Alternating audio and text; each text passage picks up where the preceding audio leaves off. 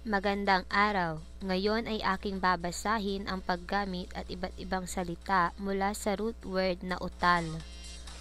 Unang panlapi, mautal, nautal, nauutal, mauutal.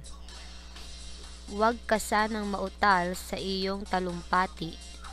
Nautal siya kanina habang nagtatapat siya ng kanyang damdamin kay Ana. Nauutal ako lagi kapag ikaw ay nakikinig sa aking pagkanta.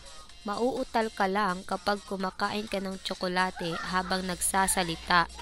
Pangalawang panlapi, utalin, inutal, inuutal, uutalin.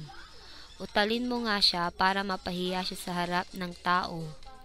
Kung sakaling utalin ka sa iyong pagsasalita ay ulitin mo ulit ang iyong sinabi. Nahihiya ako kasi inutal ako sa harap ng maraming tao. Inuutal ka pa ba kapag nagsasalita ka sa harap?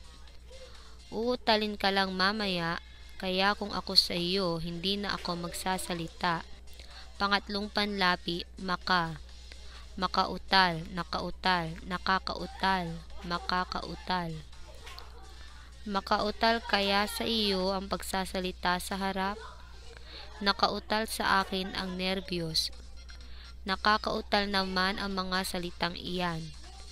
Makakautal siguro sa iyo ang salitang Ingles.